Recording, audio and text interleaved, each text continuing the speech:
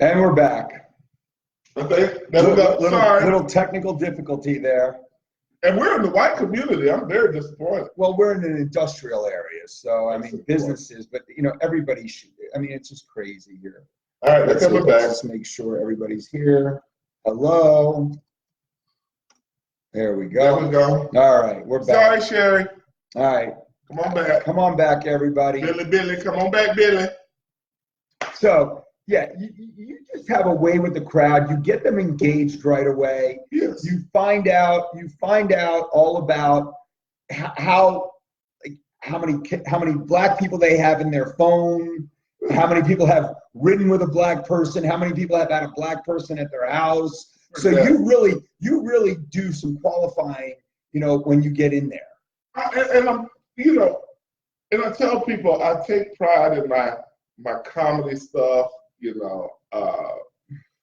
I started with I integrated schools here in Broward, so I went to school with white kids, elementary, high school, college. I stayed in a trailer park for 1 year with the trailer community. I've been with the lowest level of the white man, so I feel that I know the white man pretty well. And you've been at the highest level. And I've been at the highest level. I've been to soiree. You've covered all bases. Yes, all right, sir. Chair. What's your question here?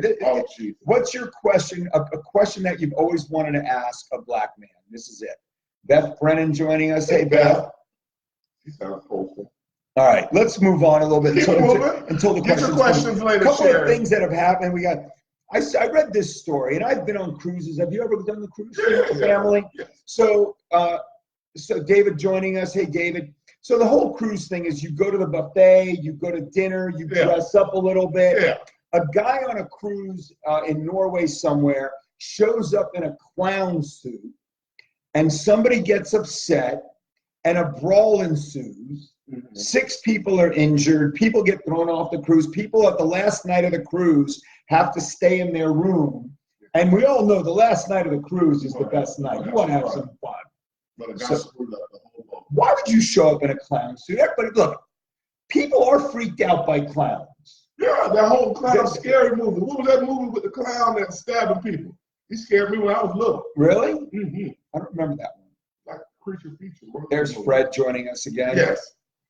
All right, so everybody's coming back. Sorry about the little technical difficulty we had. Yes. But that's going to happen. That's part of live TV, and when you're dealing with the internet, I guess. We're still not 100% there. Okay. Stephen Parrott's joining us. Hey, Stephen, haven't heard from you in a long time. All right. It's summertime, so he's not skiing right now. Unless there's some Zebo the Clown. Yeah, I'm scared of clowns. You're scared of clowns? Oh, see, I love clowns. And my older one, Jason, he was big on the clowns. I would take him every year to the circus, and he would get his face painted every year. That sounds so white in America. You think? That is as wholesome as you can get. It's going to be the face paint and put the circles around his eyes. Well, guess what? You can't do it with a black kid. But you look like a little raccoon. You have the white makeup you can do. Now, do your kids like clowns? I mean, yeah, I guess. No clown. No, we're tough. You're tough. But people do freak out about clowns. So somebody must have freaked out and had an issue. As a child in the neighborhood, you can't walk around the neighborhood like, yeah, what's up, bro? I was listening to Bozo today. You want to go see Bozo? It's not. No. Now, speaking about clowns, there's this whole, and I'm going to call it a clowns situation, but this whole thing that's going on in Baltimore right now. Rats. But in New York, they're even bigger. The New York rats they showed even bigger rats in New York. Francis joining us. Hey, Francis. Rats in New York, Chicago. They're everywhere. Miami. Rats are everywhere. Everywhere. Because the whole Donald said it. But now it's racist. He's going after Cummings. The mayor from Baltimore, he went on the air and said, just send us money and help us fix the problem. As a brother, I could say, sounds like Donald is caring more about the hood than he is illegal immigrants. Dare I say that? Go check out the rap community. He said, when you need some help, I'll send you some money. But here's the thing, Baltimore, Baltimore is one of those cities right now Yeah. that just has a huge black eye. Yeah. In so many ways. And here's another story out of Baltimore. Okay, the gunpoint robbery of the Baltimore Deputy Police Commissioner and his wife. Oh my God. The guy, now, if you look at this guy, he's a skinny, geeky white guy. Okay, I don't know what the wife looks like because they didn't show a picture of the wife. Yeah. Skinny dude, geeky looking guy. Okay, walking in the streets of Baltimore. Yeah. Two guys get out of a white Suburban and rob him and his wife. The new police guy. He hasn't even been on the job for 2 weeks. And he gets robbed in his own city at gunpoint. I bet he's like that. Now, he wasn't carrying a gun. He's from New Orleans, though. So here's another city, New Orleans, with major problems, crime. Look, New Orleans, Baltimore, Chicago. You know, you go to Camden, New Jersey, is really bad. I just left the Baltimore area. Tina joined us. Greg Farnese. I just left the Baltimore area. Yeah, you were just there. My uncle lives in the suburbs. He lives in Upper Marlboro, Maryland. Big 3-barrel, you know, the 3-story. Now, that's right next to Baltimore. But that's where the uppity brothers are, and they all drive into town. Just like a DC, just like a Chicago. Nobody lives in those cities except the poor people. Yeah, but if you drive down to Miami now, if you go to Miami, you go to Overtown, they're building it up like crazy. It's called gentrification. Hey, thank you. Welcome us back, Greg. It's called gentrification. It's happening right here in Fort Lauderdale. It's right off of Sistrum. It's just a fancy word for saying white guys are buying the property for cheap. Is that what it is? Well, yeah, it's just a nice way of saying it. It's just a nice way of saying the white guys are buying the property for cheap. Supposedly coming to the hood. My mama has a little white neighbor. Really? A little happy white neighbor right in front of her. I thought that would never happen on my street. Really? It's coming to the hood, baby. Coming to the hood. Because see, here's the issue. Go ahead. First generation made the money. Those were the ones in the 60s, 70s. Then the government let the kids get on crack.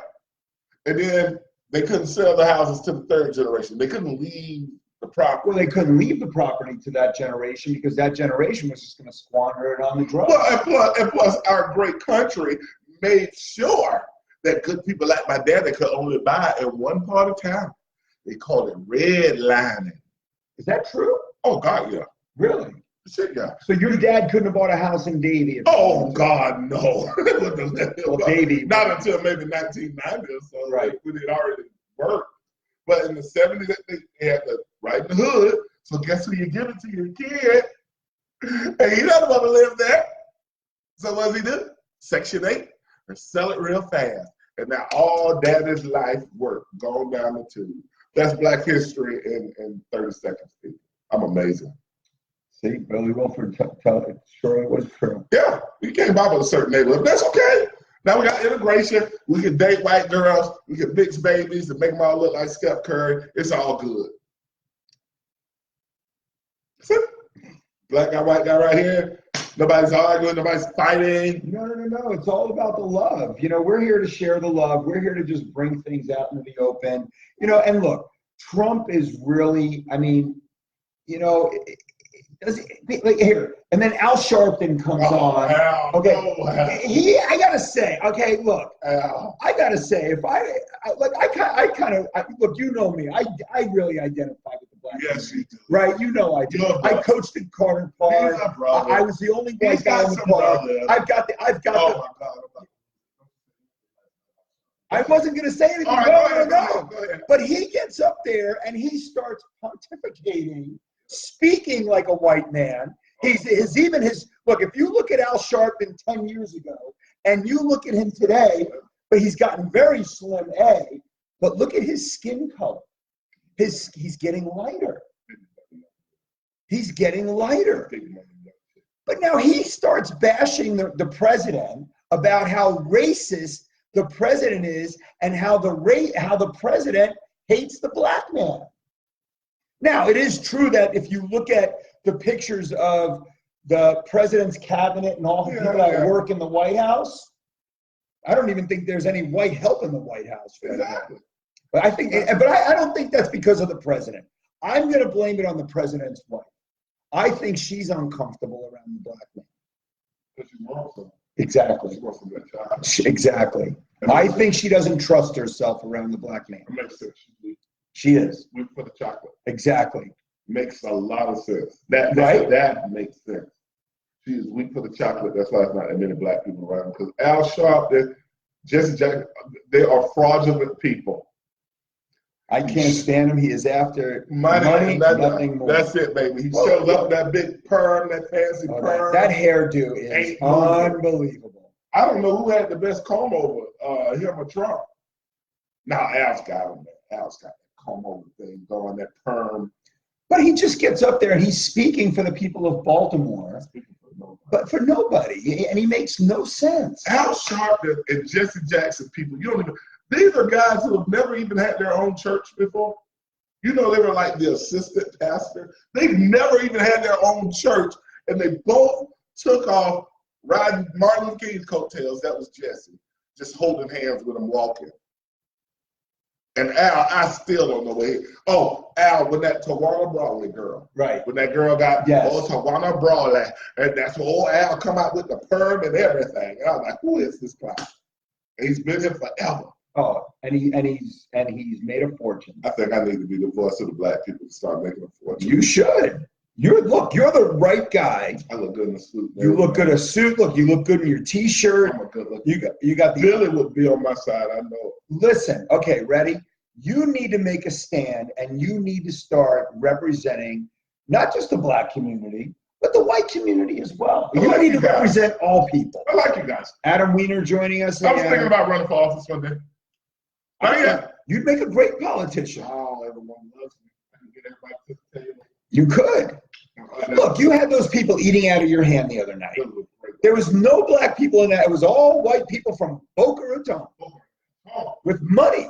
Woo! So you know there were some Trumpsters in there for sure. Oh, yeah. They love you. Calvin Joy Jr., great basketball player. Norland High. All right, Calvin Joy. Sounds like a good shooter. Very leaping ability like you can't imagine. Guy jumps out of the gym. All those Miami New Orleans guys. Marcus Johnson joining us. All those Miami New Orleans guys. All right, so how do we make this happen? How do we get, we have to figure out a way to get, like the next thing that happens in Miami, like the next crazy thing that happens, we got to get you on a street corner, right? All dressed up with a microphone in hand and a bullhorn. And you gotta just get the people. See, this is the issue. What's the issue? See, I'm about to educate the world today. Go ahead. See, as a black person, the only way I deem success is how far I can get away from other black people. Really? Mm-hmm. And why is that?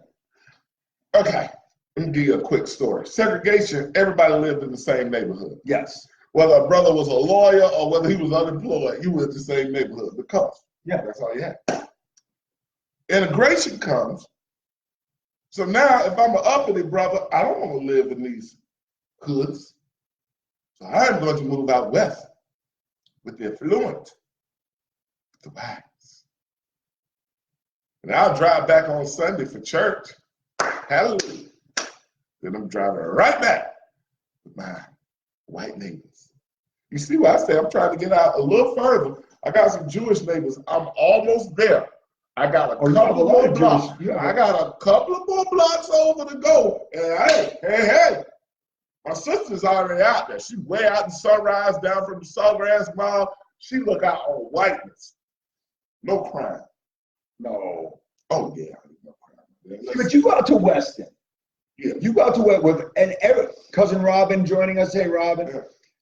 You go out to Weston. Mm-hmm. Every community is gated. Yeah. Do you know there's so much crime in those communities, like petty crimes, like breaking and entering, and cars being broken into? Poor white kids get bored, and then blame Pookie. My lovely girlfriend Michelle joining us. Michelle, those white kids get bored and get all doped up, a little drunk. Let's go have some fun and break in the car. Some of the best drugs out in Weston. All those rich white kids. This is the truth, because I can tell it now. My son's graduated now. I don't care. Go ahead. This is what kills me with when people They never say, oh, there's no such thing as white privilege. Oh, you don't know it if you're not. Right, if you're not part of it. I think it's a money thing. I think it's more money than anything. Of course it is. I had friends who my son went to school with. They would get doped up and wasted every weekend, passed out in their cars. And what would the cop do? Hey, Bob, what do you want me to do with him? Oh, just let him sit in there for a second till he sobers up. It's so true. Oh, me and his mom will be down there to get him short. Let me get the hell out of here. I can't do that with my kids. No. Sorry. No, that's not happening. Black kids going right to jail. We're going in, baby. Yeah. But that's okay. I'm here to educate. That's why I will always be the teacher. I'm here to educate. This ain't first grade no more, though. This is for the world. We're here to teach. But now, in keeping with this whole race issue right now, and this is more, I think this is really a bigger issue. And we all know about Aman Omar, you know, the Muslim from Minneapolis. She was brought here at 8 years old, you know, leaving Somalia, war-torn Somalia. Terrible, terrible situation in that country. We all know the situation. She comes here and we'll call it Americanized, supposedly. I think depends at where you are. None of that happened for me. You know. You look good, country girl from Texas, Billy. The money wasn't there. The money wasn't there. You was there with me. But Texas is a different. You see, okay, now we can go to different parts of our country. Yeah. You know, and if you go to Texas, Dallas, Houston, and then you got. You know, people were pushed out to the sticks a little bit, you know, and then you got some of these towns that cropped up in Texas, the suburbs.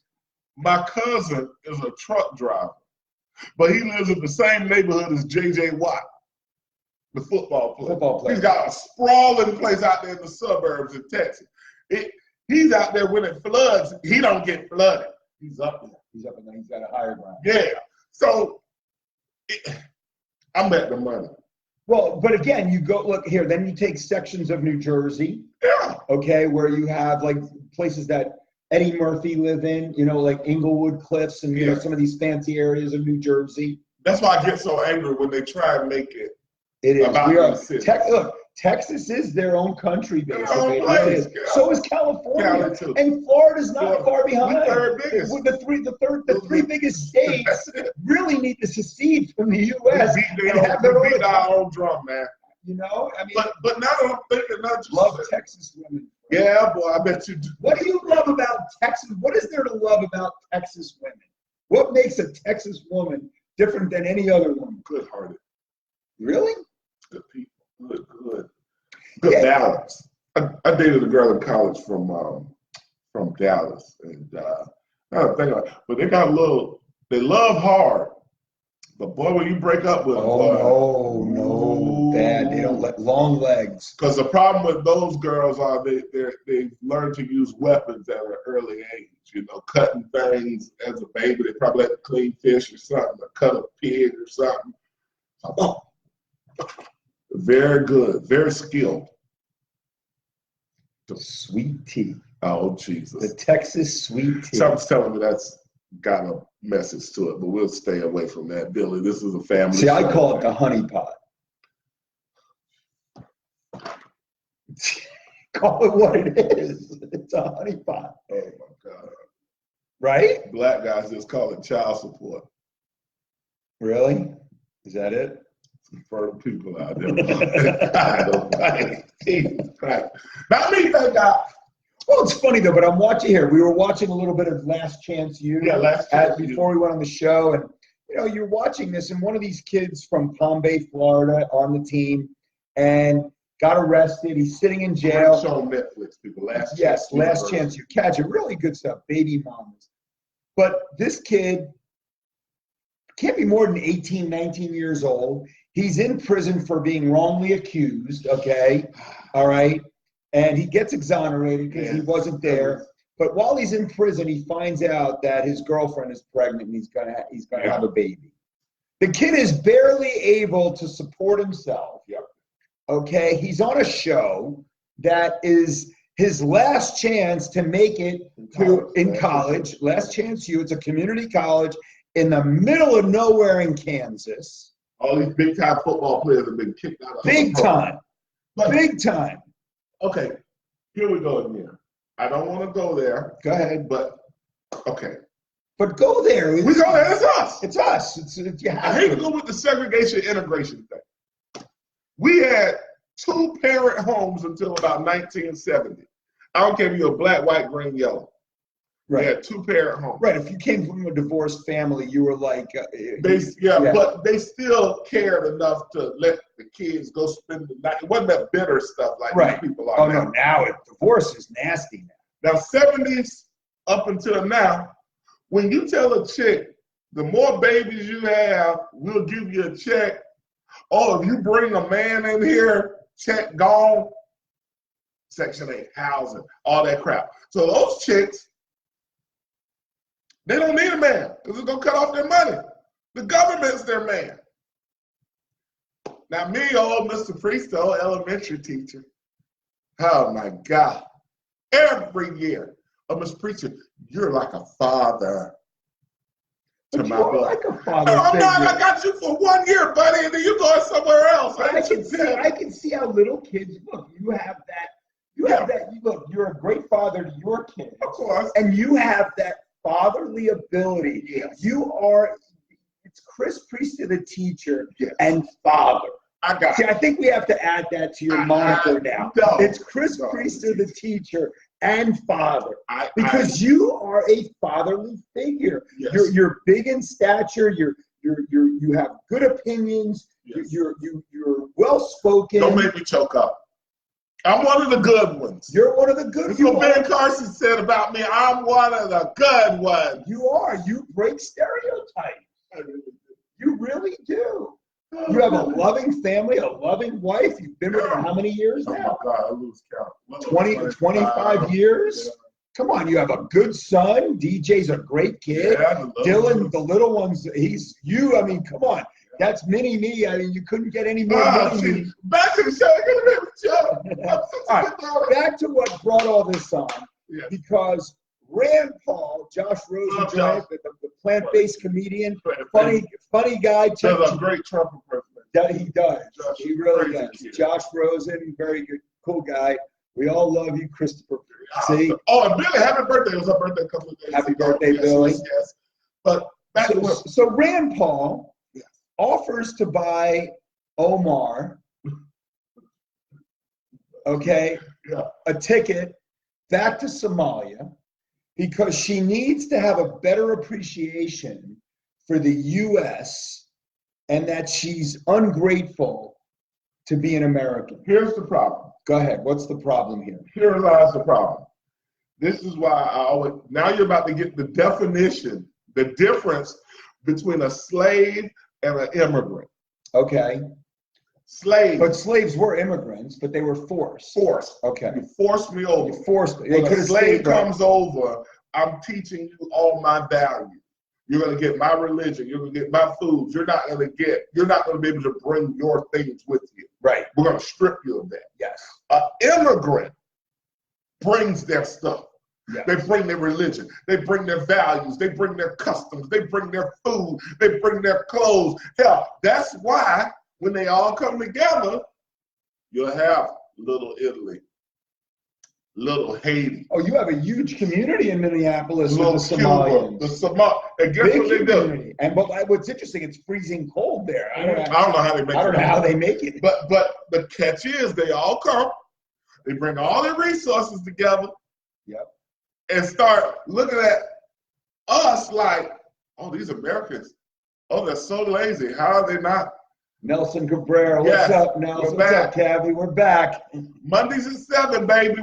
We just had to find a good night where we're always available. It'll be Mondays at 7. But I'm sitting there thinking, they all get together. They pool all their resources in. Some of them don't even try and learn the language because they don't have to leave a 1 mile radius. No. Because they got their own hood. And look at well, I call it Little Cuba or Cuba North in Miami. Love that. You go to Little Havana. Oh my God. If you don't speak Spanish, you're in trouble. I did a job in Miami once a couple of years ago down by the stadium. I had to go to the Home Depot a couple of times. I felt like I was in another country. Dude, you just walked into that one. When they had that dang old show down at the Miami Casino last year, the bottom of the Miami down there. Yep. And I'm driving down, the billboards start turning into Spanish. Yeah. Oh, yeah. All of them. I'm like, wait a minute.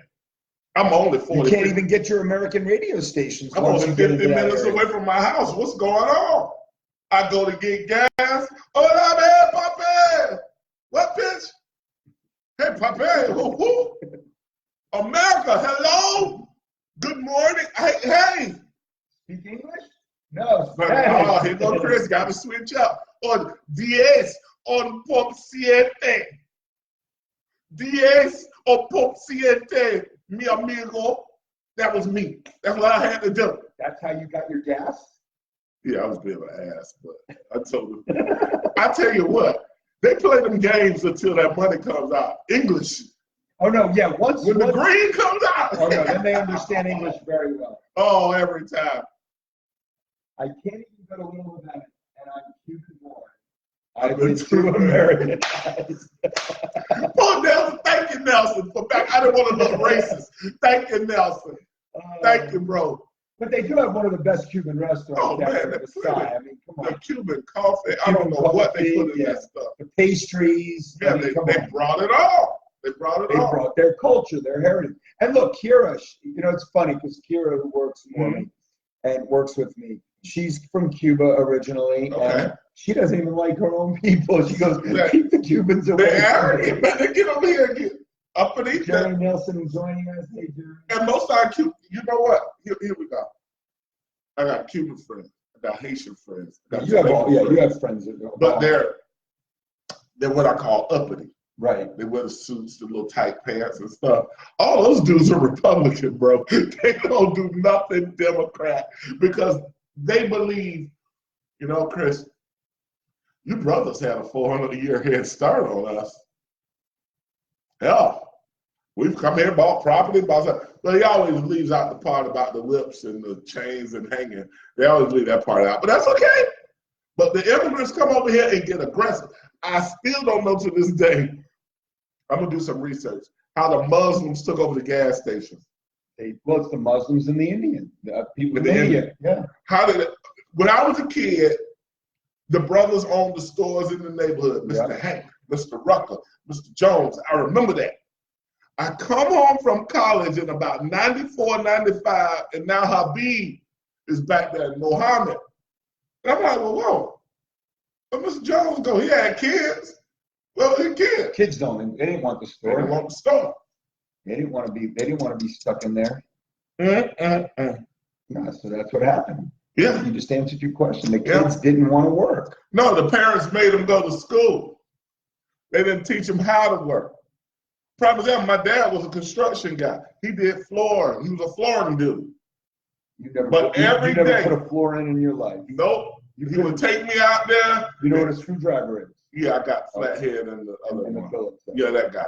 But my dad would take me out there like punishment. Like, well, you don't want to be out here. It's hot. You're going to go to school and get an education. If I would have known what I know now, he should have sent me to Brown Community College to get a license to take over the flooring business, and I would have had all immigrants working for me. Here you go. What you need. ¿Dónde está el baño? Pan con bistec. ¿Dónde está el palmetto? Restroom, steak sandwich, and where is the palmetto? You can shit, eat, and get home after Broward. Thank you so much, Nelson. That is perfect. Amen. I appreciate that. We love Nelson. I gotta take a screenshot of that because I gotta go find it next week. I'm gonna need that next week. Oh, that's really. Oh my God! But that's what I mean. I won't say I was lazy, but he told me and my sister, "You don't want to do this crap. Go to school." But even in my household, I mean, perfect story. My brother, okay, my dad, and I worked too, and I worked outside, but I wasn't as hardworking as my brother was. My brother had a different work ethic than I did. Okay, I mean, I was fair enough. I didn't want to work hard. I wanted to use my mouthpiece and do the things and be an asshole and all that stuff. Later, go Yankees, come on. And thanks for joining us, Nelson. Hope to talk to you soon. And my brother one summer went to work. We had a very good friend of the family. He owned a sprinkler company. Okay. So now setting sprinklers in the summertime in South Florida, digging, because that's before you had the machines that would dig the ditches for you. You had to get a spaded shovel out there and you had to dig the lines to put the sprinkler pipe in.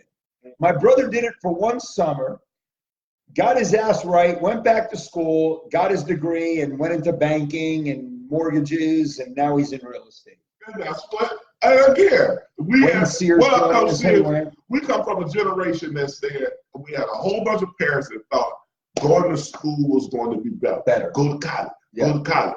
They didn't tell us about Sallie Mae. They didn't tell us about student loans. No. Granted, thank God my parents had enough that I went to a state college that they could pay for. You know, it was freaking $1,500 for the whole semester. Yeah, I got rejected by Florida State, so then I got out of here. Oh, okay. Well, I was a screw up in high school. I can imagine. But you're white. You got away with it. I got away with it. Okay. But I got in trouble a couple of times. I can see it. I was a little mischief. One of my Saturdays for like 6 Saturdays, I won't tell you what I did, but I'll just tell you this. For 6 Saturdays, my punishment was washing police cars at the Plantation Police Station. Oh, my God. I had 6 Saturdays. Ooh. They wanted better for us. Service. Yeah, is it that they wanted better for us or that they wanted it? They thought. But my dad always said to me, be the best at whatever you were going to be. If you were going to be a janitor, be the best janitor. If you were a plumber, be the best plumber. Yeah. Okay? And I didn't want to go to college. I didn't really think that college was going to benefit me.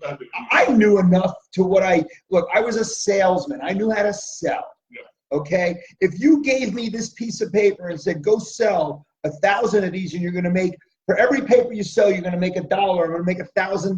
There you go. I knew that I had to go knock on 1,000 doors to sell 1,000 pieces of paper.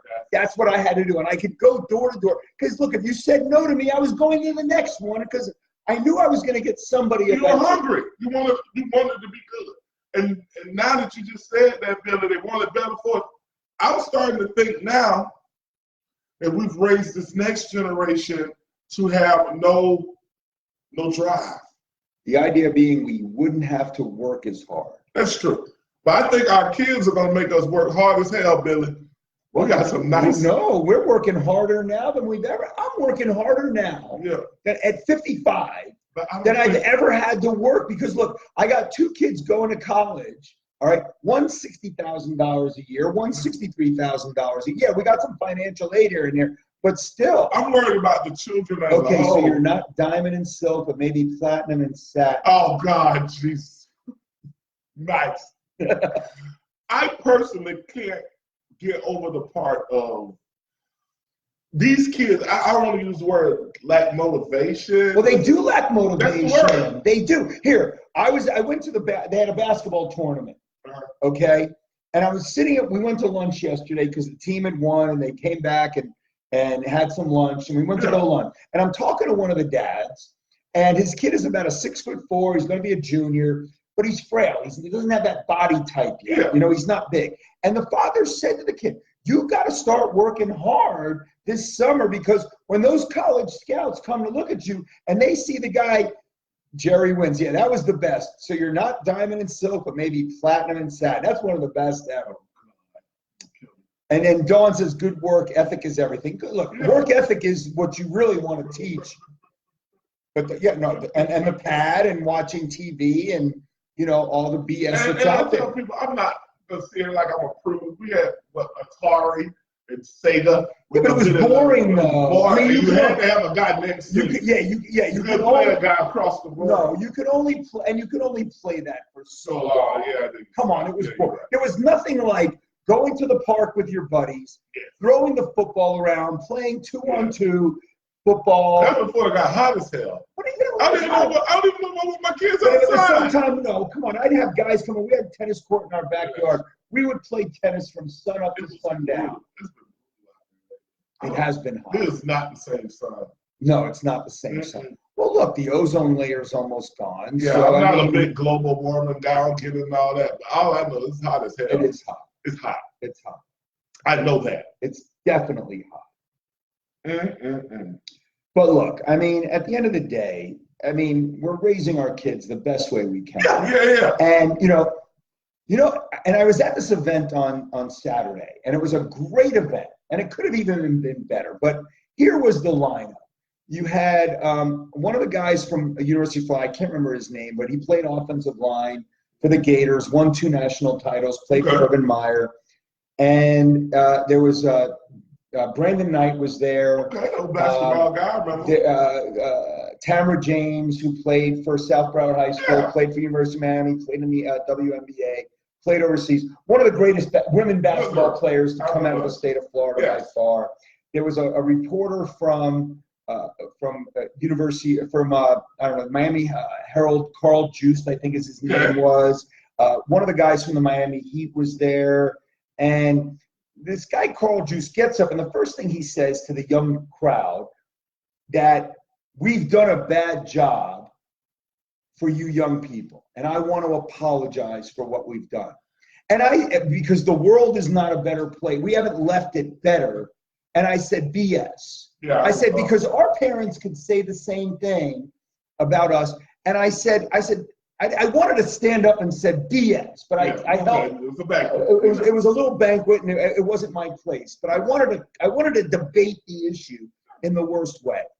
And my thing was, these young people now, they have to take control and make something of it, regardless of whether we've made it better or worse.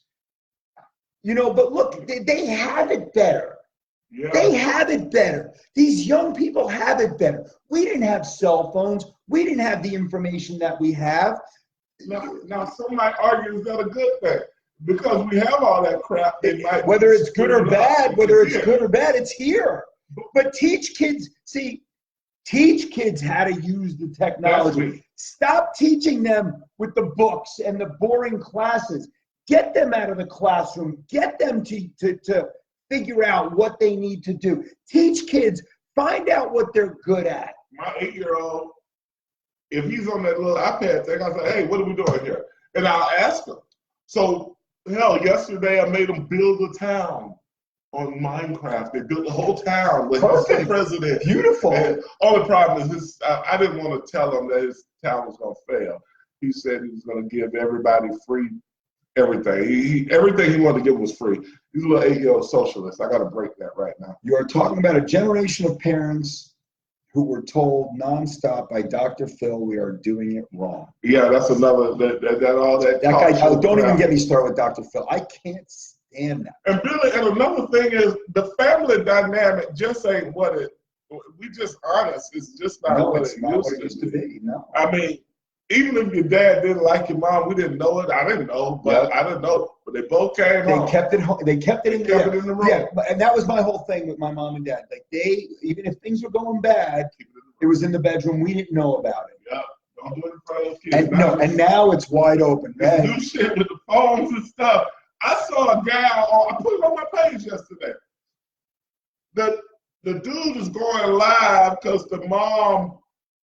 They would come to exchange the kids, in the parking lot, and the mom was livid because the dad had took the boy to get a haircut without her permission. Oh boy! And everybody was, and it went on for about 5 minutes, and I'm like, whoa, are we that bad that you're arguing over a dude, over the baby daddy getting the son a haircut?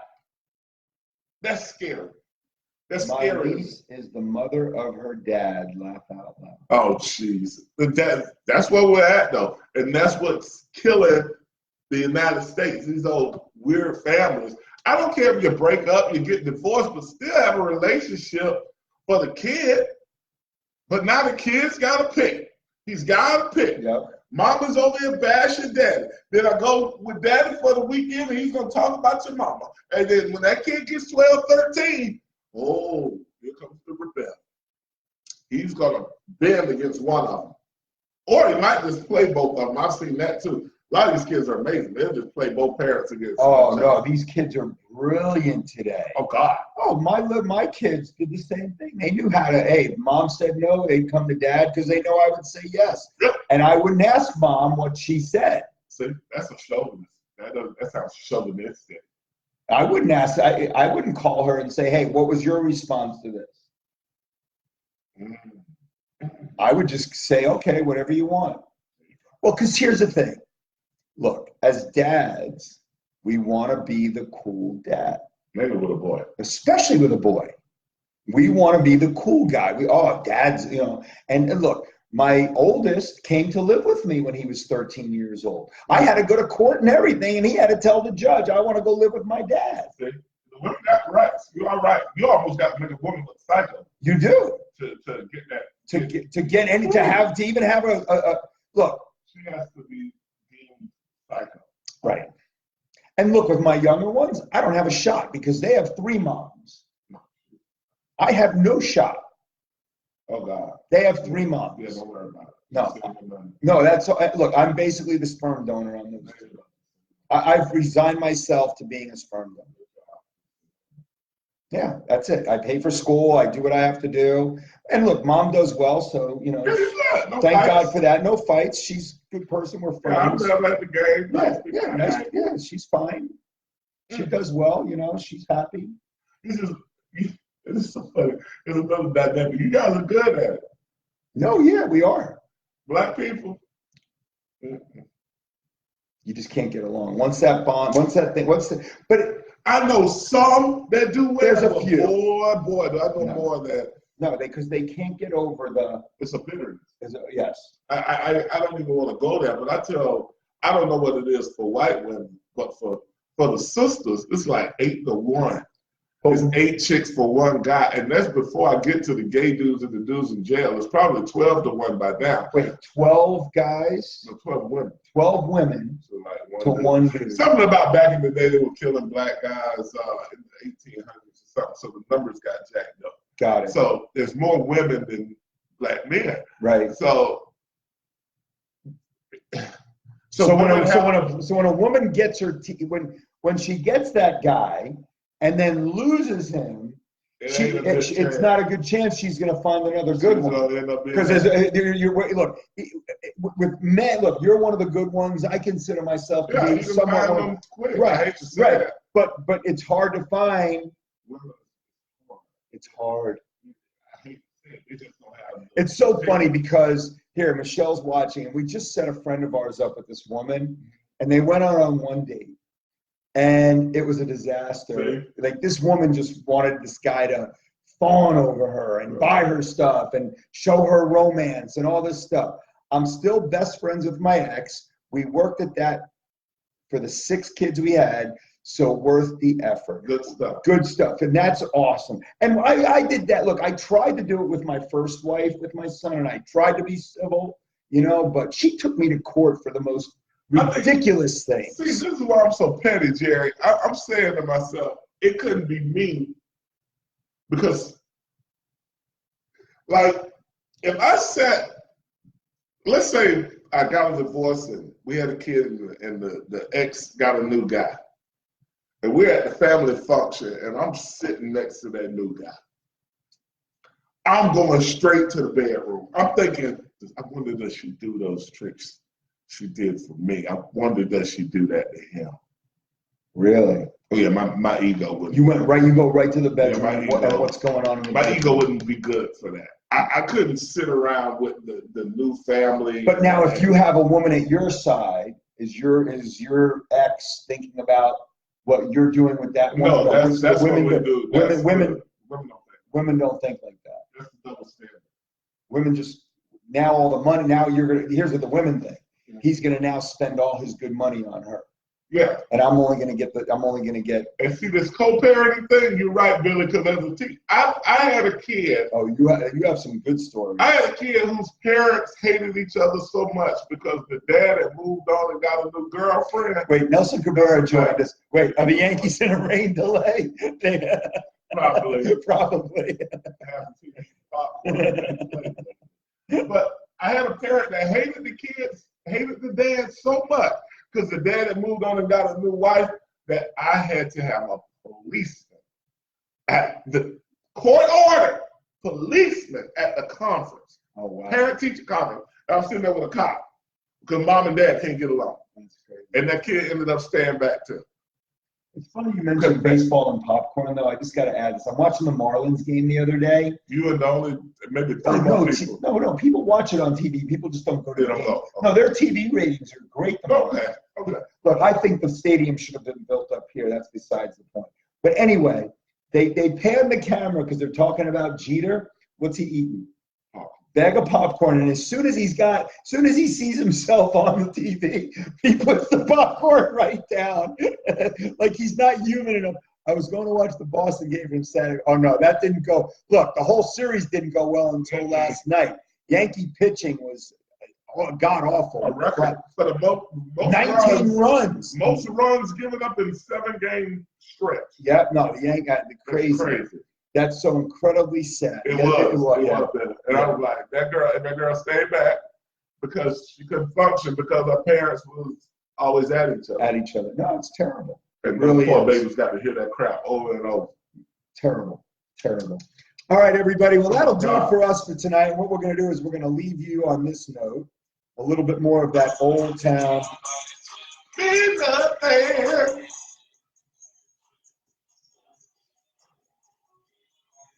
Little Nas X, 17 consecutive weeks at #1.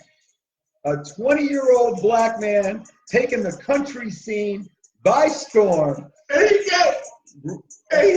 gay. And he's gay.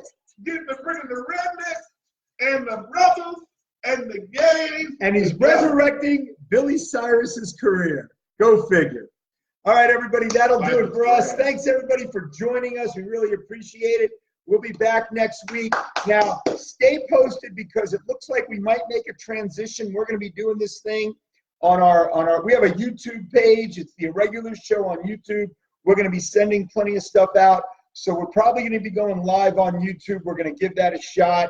So again, thanks everybody for joining us. I'm Matt Posner. He's we're the Irregulars. Thanks for joining us. Enjoy the rest of your week, everybody. Bye for now. Woo!